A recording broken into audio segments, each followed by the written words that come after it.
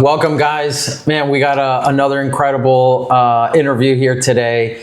We're on site. We're in St. Louis at the Beyond the Mark event, which is a yearly event for insurance agents that are part of the Lasting Mark system structure. And we're super excited to be here for the week, spending some time with agents, agency owners, and businesses that are working within the insurance industry. Guys, today I'm sitting down with Justin Van Eigen of Just Insurance. Man, how's it going? All right, going well. Thank you for having me. Good to see you, man. Good to see you too. Excited to be at the event. Yeah, man. We've known each other now for a few years, and first time we were here in person. It's awesome to connect and share a little bit of time in and talk about your business, which is incredible, man. This thing's growing like a wildfire, so kudos to you, man. Everything that you're doing, and it's awesome to see because you're obviously super vocal. You're documenting just about the entire process that you do. And I think one of the things that you do that's really cool, man, is you're talking about how you're integrating AI into your business just about every day. I feel like you're spitting out these nuggets of how you're using Claude, how you're using all these different systems. And we were just talking offline, and it blows my mind, man, like how different business is being conducted now from 3 years ago, 5 years ago. Wild. Right? I mean, it's these conversations of building these systems on Claude to help, scrape the internet on videos, or all these different features that, again, a few years ago wasn't even a conversation. No. What for you, before we get into all the specifics and how you've been building this business, because I know that for business owners, it's not easy, right? To start getting into AI and using things like Claude and all these different apps that are out there. Yeah. How did you just start using it? Where did you go to say, hey, yeah, I should use Claude, and how do I learn how to use it? Yeah, so I'm part of a school group called Early AI Adopters, and this guy, Mark Kashef, who runs it, he's like an AI genius. Like the stuff this guy builds and has in there is incredible. And he spends pretty much all day trying to figure out ways to teach people how to use AI. So also I have a couple friends who utilize AI tools, and a guy who works for me is really up on the new buzz for that stuff too. Yeah. So I was like, well, like anything, I was like, why don't I pay to learn from someone who already knows what they're doing rather than me go try to figure it out on my own. Yeah. So I joined this school group, Early AI Adopters, and super cool. So it teaches you how to set up Claude inside of Cursor, which is a terminal to code programs on. Yeah. Wow. Yeah. And no experience prior, right? Like you're not a coder. No, right? Yeah, he's not a coder, guys, right? Like this is just, you've been learning this as you go. Yeah. It's clear that you're heavily implementing it in your business, and it's creating a ton of systems and efficiency, right? That otherwise would take manpower, basically, right?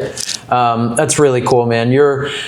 Before obviously we get into the business, let's talk a little bit about what got you here, where you are. And I think you're doing something like 30,000, some of the notes I have, 30,000 users a month are basically going through your platform right now? Yeah, in some way, shape, or form, between either purchasing courses for pre-license or CEs or our YouTube channel. We have people who take advantage of a lot of like mini products we have through there. So it's around 30 to 40,000 people a month total who are in some way, shape, or form utilizing our resources and tools or products for pre-licensing. That's an incredible number, man. Yeah. I was recruiting like 100 to 150 people a week into pre-licensing, just myself. Well, myself and then Kelly, one of my, she's on my team. She was an agent for me, and then I hired her just to recruit people on webinars with me. And she's really good at it. Wow. So we were converting that many people a week. And when you have a pipeline with that much volume for pre-licensing, the other course companies out there, they're not meant to handle that volume.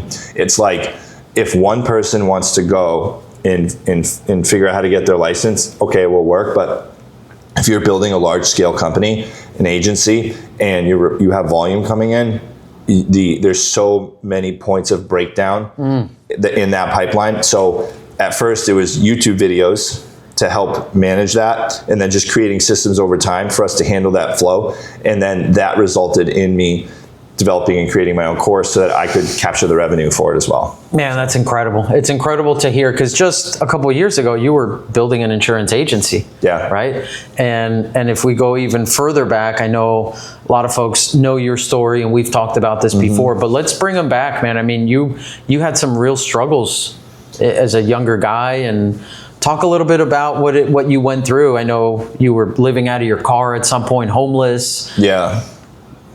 What got you out of that? What got you there, and then what got you out of that? And I'll share some of my story too. I think we connect on that. Yeah, so I actually did really well in school my whole life, and I got a full scholarship for chemistry to a chemical engineering school, and I was going for that. I was going to be a physician or surgeon. That was like my plan.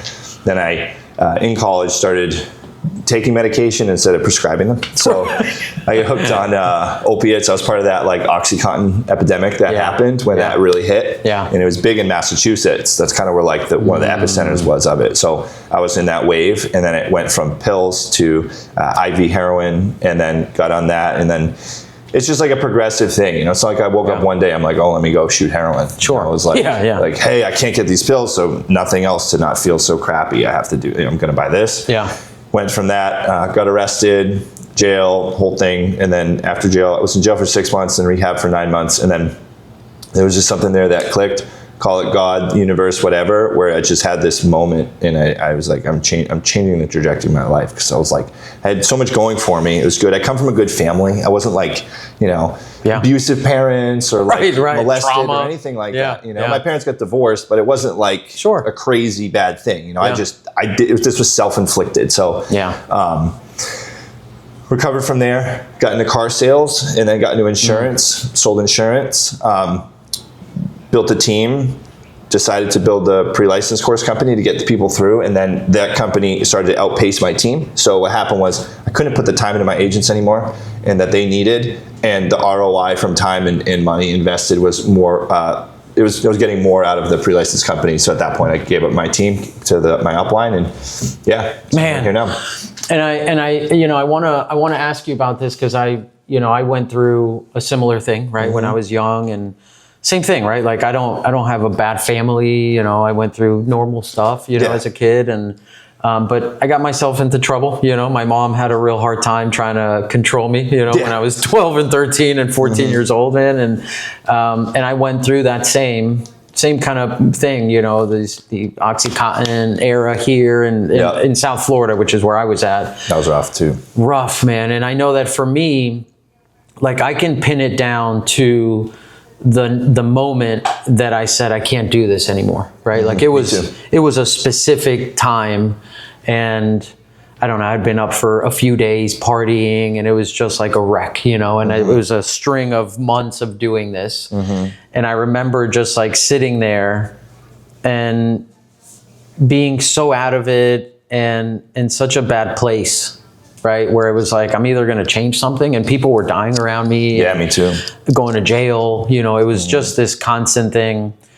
Was it like that for you? Was it like you can pin it down to a specific moment? And what was it for you? What was that moment of like, I got to make a change? Yeah, so I remember I was in the yard, and like we had like our break in jail. Yeah. And one of the COs, he was like, "What are you doing?" I'm like, "What do you mean?" He's like, "I can just tell you don't like fit in with this group." Yeah. And I was like, "I don't know. People make bad decisions." And then it was like a day after that, I was in the shower. In the shower in jail, it's not like there's 100 guys and you like don't drop the soap. Right. Thing, yeah. You know? Yeah. It's like people are like, that's not it. It was an individual shower and take turns. And I was in there, and I don't know what it was. Like I just had this overwhelming feeling, and like I like dropped to my knees, which is gross because you're in a shower that 100 men go in. But it's like I had this just feeling where I was like, I'm changing right now, and that was it. And in that point, I was like, okay, when I'm getting out of here, I'm checking myself into rehab for a year. I'm like, I'm doing the whole thing. I didn't care. Any obligations I had didn't matter. Everything had to wait.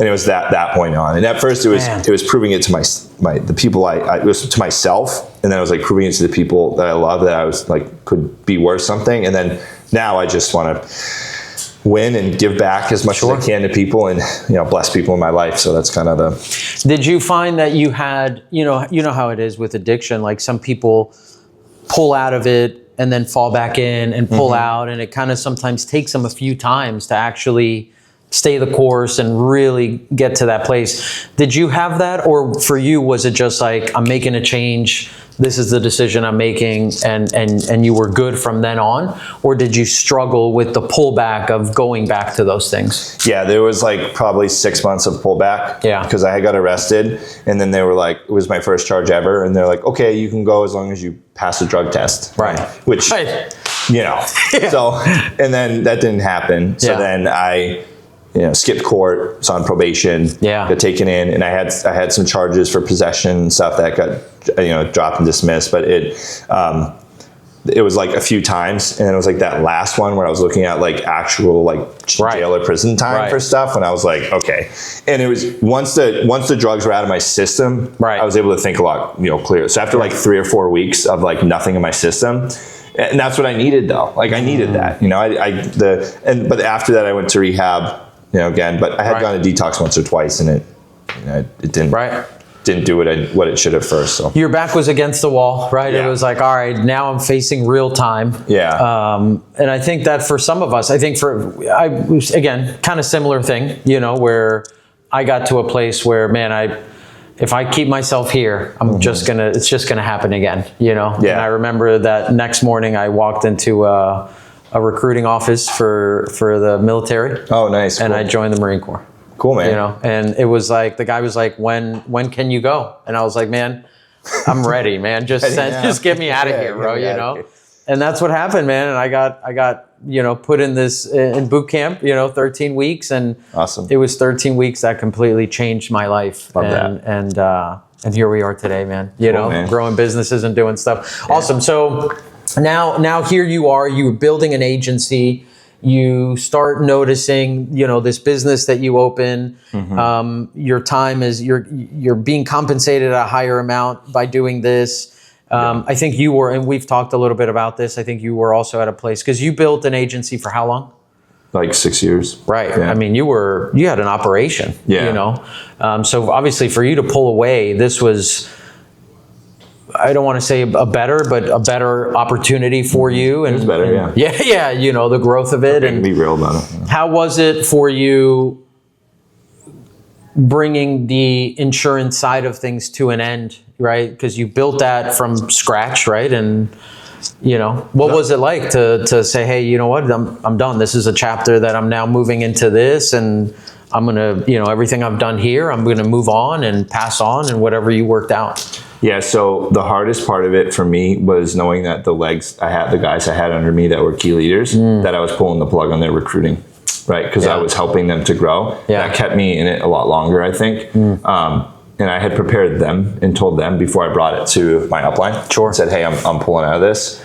And then, I talked to them about, that was a tough part because I was helping them, but I made sure when I left that they had the stuff in place to make sure they were still taken care of by the person who got my team, because I was at a captive company. So it was like, and they hooked me up. I get renewals and piece of the business moving forward and everything, which is cool. But that, and then but what made it easy was when I had some pretty significant deals that were pending on me not having an agency or a company from conflict of interest, because I always had a pretty big funnel for new agents, like unlicensed agents, 100, 150 people a week. I had no need, desire, or ambition to pull somebody from one IMO to mine. I didn't care. I actually frowned upon that. My opinion was, if someone can't recruit and train their own agents, then which that's not how the industry operates. Right. And it makes sense, because some people will be one place and they're really dying for a good opportunity somewhere else. Yeah. And I learned that. But so once those relationships were pending, then I had to, make a choice. Make a choice. Yeah. Same thing. It's interesting, right? Like, in some way, back against the wall, right? It was like, man, I have these opportunities, and unless I make this change here, I'm not going to be able to fully see these things through and have these opportunities. It's interesting how business works and life in general. You know what I mean? Like, a lot of times, like, you do things because you see an opportunity and, you're trying things, but also it's like you get put in these positions, right? Where it's like, where do you go? What choice am I going to make here? Do I stay with this thing that I've had for 6 years and is probably paying you good money and you know, a good business, and take this complete shot over here, right? Well, it's like massive action solves all problems, I think. So basically, I wanted to build the team. I went insane with recruiting.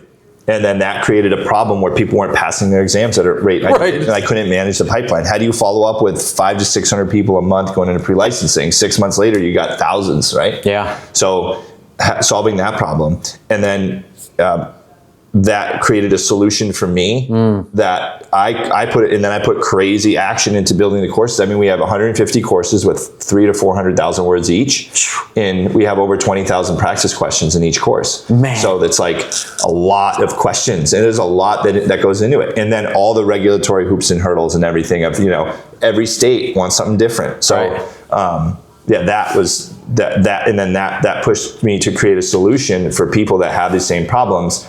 And I think, you know, that's just really it. It's like you put a ton of and you don't have to have a plan. This was not my plan. Right. My plan was not to have a pre-license course company. So it's just when you put action into things, you create problems. And as those levels of action layer upon each other, the problems that you get, that you create solutions for, are solutions at a higher pay grade for someone else. Sure. That's probably running into the same problem. So just I think. Yeah. Same thing that happened to me, right? Like I started as an agent and started writing, and I had a knack for the marketing side of things, and I put massive action out there, and as a result, it was like, well, here's another problem, right? Agents are having issues with marketing, you know? Exactly. And I never set off to run a marketing agency. That was the last thing I was looking to do, you know what I mean? And here we are, you know? So, guys, opportunity knocks at so many different places in life, man. And sometimes I think the more that you run through businesses and you have those experiences, you become better at identifying and being aware of, like, oh shit, here's another problem that maybe is actually a business itself, you know? Exactly. And so don't shy away from those things, guys. I think that's something that I've learned, is you never know what opportunities come based on what you maybe didn't think about, right? And so be open. I definitely would say that. So now, look, you've recruited, some of my notes here, man, over 3,000 life insurance agents before actually starting this business. Is that a roundabout number? Yeah, so I put about 20,000 people into pre-licensing. Wow, and, man. That's about 3,000 agents that we got contracted for. So it was like the ratio, like 1 out of 7, which wasn't good. So I was like, that was the problem, right? That was the We have some crazy solutions for that now that we just programmed, but it's that's what. And so now. You're doing this in 49 states. What does the revenue look like for you? Like, what is it? What are you guys doing right now? Yeah, so we clear 200,000 every month. We'll probably be around closer to 300 this month. We just brought on a good sized client. So we're between two something, right? Depending, and with a goal of $500K a month by the end of the year. End of the year. And you're probably on pace, right? It sounds like. I mean, you just added another 100 grand, likely. Yeah, and the profit margins are really good too. So it's different being in this business versus insurance, because you get the money, that's it. Of course. And it's different. It's not annual contract value. It's like payable, invoiced, receivables. Cash, Receivables. And we're selling a digital product, so it allows us a lot of room to work with for our clients and affiliate partners, and then also internally to still maintain good profit. And you have, obviously, up front, building these systems and doing all these things, but you'll get to a point where you've built most of the systems that you need, and so it's just a machine that is now just churning. Of course, you'll update and bring new things to market, but overall, it's once you've built this process, here it is, right? And now it's just fine tuning and building and growing. Oil change every here and there. Good stuff, man. Which is very different from insurance, right? Such a different model, man. You know, it's like you're trying to keep people on the book, and you're trying to, churn rates and all this stuff. What are your thoughts? So I have here, this is a really crazy stat, and I think shows the success, right? The task, right? Which was, hey, I'm getting only 1 out of 7 people to pass. Here's my problem. the stat that I see here, man, is you're now passing 93% of people that are running through your program. Is that right? So 93% of people who hit certain metrics are getting licensed. Right. So not everybody is 93%. Of course. Because some people will literally test before they even finish the course. And they're like, okay, I did chapter 1 of 19. Right. And then I went through the obviously test. they're not going to pass. Right. But yeah, we have a system, our license to launch system. And basically what this does is it increases decreases candidate disengagement. So it increases candidate engagement from the start, gets them booked for their exam right away, and creates an all-in-one solution in one spot for communication and analyzing key metrics before exam day in order of when their exam is scheduled for. Nobody has anything like that. So you log in, you can see when people's exams are scheduled for, if they've hit the metrics to pass their exam. If not, you have them reschedule, and it's just a tiered system like that. Right. You can track pass rates, you can track your licensing rates, and you can track even how many agents you need to hire to get an agent who makes a sale, all in this thing. So super cool. That's incredible. Yeah, so people using that, we're seeing about a 2.5 to 1 hire to license ratio on average. Some people significantly better, and that's just in the last 7 weeks that we've been testing that platform we developed. So wow, pretty cool game changer. Yeah, and so that 93% is as long as they've done the things that they should be doing within the course, those people are typically seeing that 93% success rate. Yep. So if it's life and health, 30 hours studied, 80% or higher twice in a row. Right. In the Here's test, the metrics. 90 minutes on their state laws and 30 minutes in both of my video study guides, and then that's like 90%. Right. This is the formula, which is incredible, man. That you've been able to basically get it down to a formula, right? Like AI helps though. Right. It can analyze massive data sets that huge. I could know, otherwise I wouldn't be able to recognize. Well, and like now being able to go to a large agency and say, hey, if you guys follow this, here's the data that shows. They don't even believe it. They don't even believe it, right? No, the big ones don't believe it. The big companies. And of course, it's because they're so used to just let's throw thousands at this thing and see what happens, and there's no real data and follow-up. They got money and they know it's worked. Right. But that's also a barrier for me too sometimes, because it's not like the other courses haven't worked for people. Right, yeah. So that's kind of a barrier for me. Yeah. And it's funny because how many pre-licensed courses are there really for people to choose from when they start? A few? Yeah, handful. 3 or 4? Yeah. How many agencies could they choose from? Right, yeah. Hundreds of thousands? Yeah, So it's like, literally. That's an interesting over that hurdle. But, yeah, of course. But what I've found is the people who make the most money and recruit the most agents are usually the easiest to get on a demo and convert. Right. They have the most at stake. So. Yeah, which is typically how it works just in business. Like typically the good clients are the ones that are producing, that understand how business works, and that you're going to have to invest some time and some money into it, and those are typically the good clients. So that's interesting, man, that people don't believe it, right? They don't, because the thing is too, so say someone has 16% of their candidates getting licensed that they put in. So they hire 100 people, 16 become licensed agents, right? Or let's say 20%. And I'm like, hey, we can increase 50%. That we can increase that number. Say we even do it 40%. That means they're going from 20 to 28, right? So percentages work that way. So it's like, if someone is hiring 10 people a month, they're going to maybe see one extra agent. Right. But if someone's doing hundreds or thousands of agents per month on a corporate level or IMO level, then they're like, okay, wow, that's like hundreds of agents per month. Number. Yeah. So to go from 20 to 28%, that's a massive increase in the bottom. It doesn't look as cool because it's just 20 to 28. Sure. But that's a big jump for any stat. I mean, of course. Yeah. Yeah, that's huge. It's almost 50%. Yeah. Off of what they were. That's incredible, man. And you guys provide this entire system, right? Which is really an interesting piece. And you're even helping people with the front end of it, right? Like obviously you handle the pre-licensing course and you've built this whole thing. And of course I know, because I've worked with you and we have mutual clients where we might run the recruiting ads, but you're still running a lot of the stuff on the back end of it, workflows and all that. And so you're not just only helping them with the pre-licensing, you're really trying to provide additional tools and things that they can use to help create that recruiting process and the funnels that take these people through to ultimately go and get pre-licensed or get the licensing courses.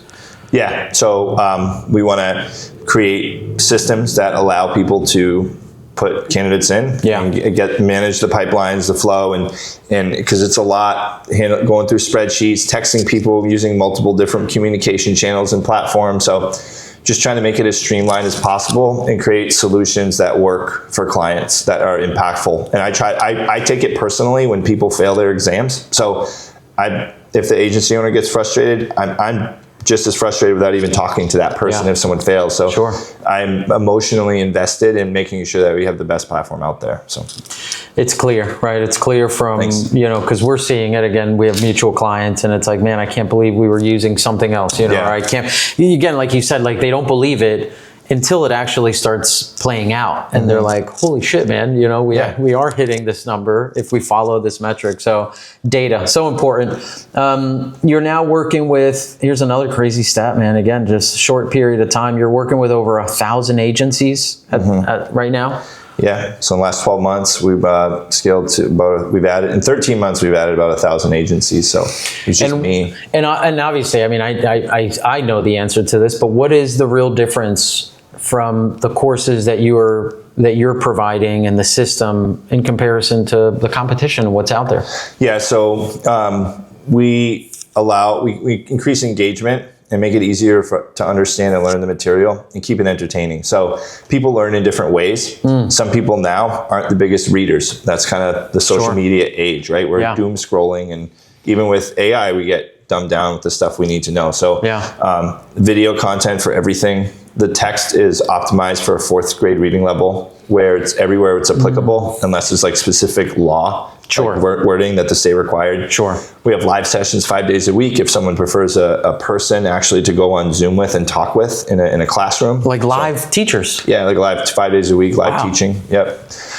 And practice tests, we use AI to mimic, to get into the brain of the exam vendors. And each exam vendor is different. So this was a big thing, is every other company has generic questions for their general content that don't change regardless of the state that the agent's in. So they'll say, okay, 70% of our questions in every course are the same, and then 30% are different for the state laws. But what we did is we learned that all of the exam vendors have different ways of asking questions. So we found out, so we got some questions. We can't put the questions on the test. So we can't put real state exam questions in there. It's illegal. It's non-compliant. And I don't want anybody to get their license pulled. A company actually got in trouble for that a few years ago, I think, putting actual questions in there. But we got into the brain of the exam vendor question maker people, whatever they're called. And so Pearson VUE, PSI, Prometric, University of Alabama and Kentucky, we have questions styled just like people run just like they're on the exam. Interesting. And so you recreated this whole bank of questions in your own version, which obviously then makes it legal for you to have this stuff. Correct. Wow. So it's really a combination of all these tools, and like a lot of things in the insurance business, it's outdated, And because everyone learns differently. So I talked to some agency owners who are like, oh, well, I just didn't study at all. I took the practice test a bunch of times. Like, okay, cool. Well, I would never recommend for someone to not study. I did well in school and I always studied, and that was important. But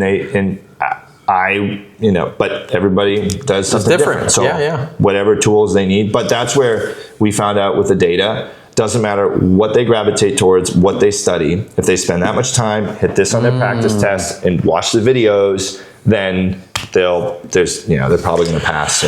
What a cool thing you did, obviously, like feeding into people's needs, right? In that case, because it's like, hey, if 5 people learn a different way, then let's give those 5 people the different ways that they can still follow this structure, that if they, whatever way they learn, if they can still follow this data and this metrics that we've put together, you're pretty much going to succeed. You're pretty much going to make this thing if you do these steps. And so that obviously is setting you way apart from what else is out there, right? The competitors that are out there, man. And it's clear why you're growing as fast as you are. So tell me, when a brand new agent sits down with your program, how fast are they actually getting licensed in comparison to the old way? Right? So we're seeing people get licensed typically 30 to 40% faster. So, and there's less attrition because we're getting people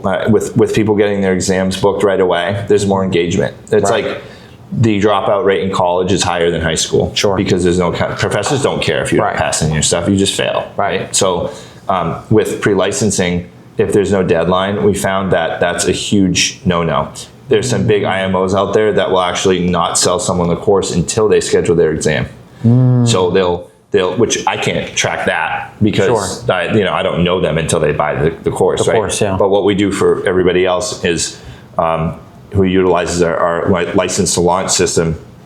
They enroll, they go into a pipeline stage inside of a CRM, and they get auto text to reach out to our support team. Our support team reaches out to them to schedule, but we do encourage the agency owner to participate, because sometimes we're like, I say like the stepdad that the kid's like, you're not my dad, I'm not listening to you, and it's like, okay, we're just here to help, right? Yeah. So if the agency owner is like, yo, go do this, call them, text them, they'll do it, and they get it scheduled, and then they move through those stages depending on where they are in the course, and they can get reminders. And that's a cool thing too. So we can customize the outreach for each agency owner instead of a generic like, Oscar Gonzalez has not completed his Missouri life insurance pre-license course. Right. You got to finish in this time or whatever. It's like customized messages to help the admin side. So that's getting people through faster, but also lowering the number of people who drop out, because more touches increases the likelihood of someone not quitting. So it's not just, is it happening faster? Even if it happened at the same rate, which is not, we're getting it done faster, we're getting more people engaged and through than before. So And so the cost of all this, you know, because really the agent is paying for the course, but for the agency owner that wants to implement this system, are there upcharges? Are there different types of programs that you have based on all these different tools? Or is it like, hey, if you're a client, you have access to all these tools? Yeah, good question. So for the license to launch system, it's an in-house software that we developed. So we do have to have an IT team to maintain that. Sure. So there is a fee monthly. It's $99, which is the amount of time and money it saves someone. Man, I mean, that's incredible. You hire one more person in 6 months. That might be something you got to raise, man. It is. Yeah, it is. So. And it's $99 a month at where we're at now. Sure, this could get dated. You got to jump on, guys. You got to jump on this. I would have paid $3.99 a month when I was recruiting for it. So it's that, and then if they have a Go High Level or Bitrix system, we plug right into it. It's an initial setup fee of $99 because we have to hard code. It's not the integrations on some of the stages aren't native to GHL. So we have to hard code and add scripts and stuff. Yeah. So it's a little bit more than like just, hey, GHL snapshot, but it's very minimal for it. And they don't need to do that though. People can still use my courses and not, they don't have these add-ons. They don't need it. Yeah. All the data is like for the data side, it's like every other course where you can go look at someone's user transcripts and see where they're hit it, what they've hit. What the license to launch system does, it pulls it into one spot, so you can just sign on and see where people are at, who's taking their test, what do they need to do. Hey, Jimmy, it's Justin, letting you know you got to take a few more practice tests and spend 5 more hours studying. So it's just it'd be silly not to have. I mean, that's what sets you apart. I get it. Trust me. The funny thing is, the agency owners who object are the same ones who complain when an agent complains about money to schedule their exam. Are you going to invest in your business? Like, I don't know, bro. Are you? It's $100 a month. Why don't you? You're already spending $2,000 a month on recruiting. Like what's the extra $100? Yeah, it's amazing, man. So it's not an expense. It's an investment. It's but it always goes back to that, man. It's like it's some people like trying to save a penny. Well, that's what I say. I'm like, so hold on. If an agent tells you that they don't want to spend the $100 to book their exam, what do you tell them? They're like, well, you got to invest in your business. I'm like, and I don't even say anything, and they're like, okay. All right, I got it. All right. Sign me up for the 99.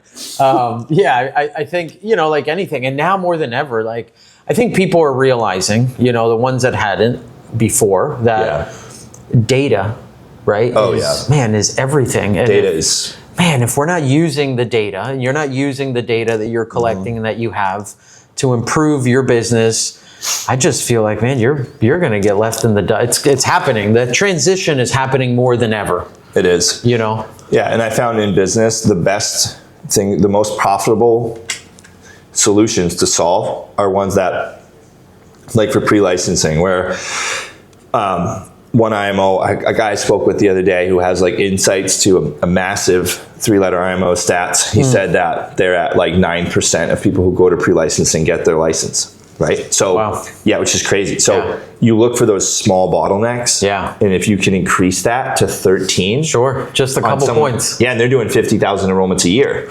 So that's 4,500 agents to 6,500. That's 50% growth, right? That's so just huge. That 9 to 13 is a massive jump. Yeah. But it's such a small percentage. So finding those bottlenecks in your business can really increase that. That can be whether it's your lead conversion, whether it's your business retention, whether it's your referral conversion rate, how many of your leads you get referrals from.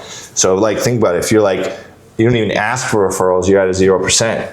If you can go from 0 to 5%, then it can have an impact. So, a big impact. Yeah. I think as agents, that's something that gets missed a lot, just because you're in the heat of the daily grind, right? Of like, I got to call, I got to follow up, I got to do this. And there's a lot of pieces that are missed.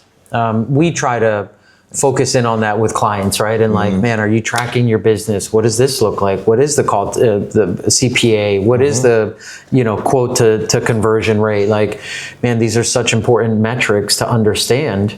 And like last week, we've been focusing around, because this happens a lot in this industry, right? Where somebody generates fresh leads every week. And if they're getting enough of them, and we talked about this last night with some agents, a lot of them, after a month, they're done calling a lead. They live in this within the last 2 to 3, 4 weeks. That's all they're dialing. Oh, no. And it's like, man, there is so much money on the table, but there's no clarity to it, right? There's no like, well, where do I start? What's the call cadence I should use? Who should I dial? How long should I dial for? And all these variables that if we can help them figure those things out. Oh, they'll be more excited about calling later. Oh, man, I mean, I have people, this is the way I look at it. I learned this from insurance, from following up with people relentlessly. Yeah. Is I have people that I work with or that I've been trying to capture as clients, and I text them every day to every other day. Right. Like Eric Olson, GFI, if you're watching this, I send him a DM. Eric Olson. I send him a DM like almost every single day. Yeah. Maybe he sees it. Maybe someone who runs his Instagram sees it. Yeah. But I send him a text, a video, a voice message, a testimony, something. But I know that at some point or other, they're probably going to run into a situation where they get frustrated with the company that they're currently working with. So who's going to be on his mind? It's going to be me. Yeah. So if you have leads and you have your clients that aren't answering, they filled out the lead form. They had the emotion then. Right. Maybe something happened. You are not their priority. Life insurance is not their priority. That's why they're 75 and don't have it. Right? It's not their priority. So, but something's going to happen. Their neighbor's going to get cancer. They're going to go to the doctor, and he's going to say, look, if you don't do this, then this is going to happen. Yeah. Their kids are going to heckle them about it. Something's going to happen over the next couple months, and they're going to look into it again, and you need to be top of mind. And whether it's text, call, whatever, to be that person where it's like Coca-Cola. Did they need to advertise? No. Probably not. When you think of a soda, first thing I think of is Coca-Cola. Because boom, I see the red sign with the white letters. That's it. See the polar bear? Yeah. Yeah. So brand awareness. Yeah. And let's give this stat out. How long have you been texting that agency owner? How long have you been staying present in that person's DM for? Oh, a few months. Several months, yeah. Several months. Yeah, I don't even know the time frame of it. I think I got mad and deleted the thread. Right, like, all right, whatever, I'm back in it. So, yeah. You can't let emotion get in the middle of it, No, but I'm like, I'm not even mad, I'm not getting it. I'm frustrated. The thing is, my emotion comes from, I'm like, dude, what are you guys doing? Yeah. Like, you are literally punishing your people. Yeah. And I'm like, your company could grow so much more. So it's not even like, I just want the sale and the money. Like, I do. Of course. But I'm like, oh my gosh. I can literally help you. It would be like if someone, had Chat GPT and was trying to explain to somebody that they can use it to help. Like, I don't do that Chat GPT stuff, And then it's like, what do you mean? You don't do it. So it's the same thing. Like, But the consistency, right? All around, I think the theme is that man, you can't give up on especially on this data, particularly like when we're talking about leads and stuff. It's like, man, there is so much money there. And you see it, like I see it, because we deal with also large clients that are running call centers. And it's like, man, when you look out how they're looking at who they're dialing and how many times they dial, dude, they're looking at over a year, right? It's not like, oh, the lead was just generated a week ago, we're done. It's like over the course of the year, you start breaking down where sales are coming from. And man, you start noticing that a lot of sales are coming from leads that were generated 2 months ago, 3 months ago, 4 months ago, 5 months ago. And it's a lot of business that I think agents don't pay attention to. Yeah, and a lot of those older leads are higher premiums because they are busier people. And busy people have money and they make decisions. Have more money, right? So like this guy, he's busy, he makes a ton of money, and he can make a decision right away, right? Yeah. So, and the thing is I know he's not like vindictively ignoring me. He's just like, dude, I'm growing a massive company. Yeah, I'm super busy all the time. Yeah. What we got is working for us. He probably has a deal with another company that has a certain time frame on it or something. They have all their systems structured after one course, so it's a big overhaul. Yeah. So I get it. But I want you guys to think of this. If you have older leads that you don't want to dial, if I had 500 leads that I bought over the last 6 months, and I came to you and said, I don't want these anymore, can you give them a call? What would you say? I'll take them. Sure, bro, let me get them. Yeah, let me get them. But people won't do that with their own leads. You're sitting on them right now. You're sitting on, it's literally the same thing. So people, it's just, and actually the IMO I was at, they used to, for existing clients, they used to not give existing clients to the agent of record. So they would share each other's existing clients. Right. Because they would see that lead and they would drive the owner crazy because he didn't care. When he's like, dude, you have 3 policies? Great, you got 4. I want to get you 4. Right. Yeah. But agents are like, I talked to them 3 months ago. Oh, I just sold them that policy. Oh, they only had this much money. So they psych themselves out. Yeah. And you guys are probably doing that with the leads that you have. You're like, oh, I know I talked to this person 6 months ago and they said they'd get back to me and they yelled at me or whatever. That's good. That's really good, man. And the thing is, look, if someone called you right now to sell you insurance and you went to pick up, say this phone was yours and you spilt your coffee because I called you and then I'm telling you about insurance, would you be mad at me? Would you be maybe irritated? Yeah. Right? So you can't take it personal. Yeah. Agreed. That's really good advice, man. Okay, let's see what else I got here. So let's talk a little bit about your YouTube channel. Man, okay, cool. You have exploded. You're running right now, it looks like about 22,000 subscribers. Yep. And most of the revenue that comes to your business is coming from your YouTube channel. No, so most of the revenue comes from, so I have 2 channels. I have my original Final Expense, One Time At You, really, that. And then I have, which I'm pivoting to Agency Secrets, and I'm interviewing all my existing clients. So that channel helped me build authority to have the relationships to have my course. So most of my revenue comes from our B2B agency owner partnerships who resell our courses to the people that they hire. Gotcha.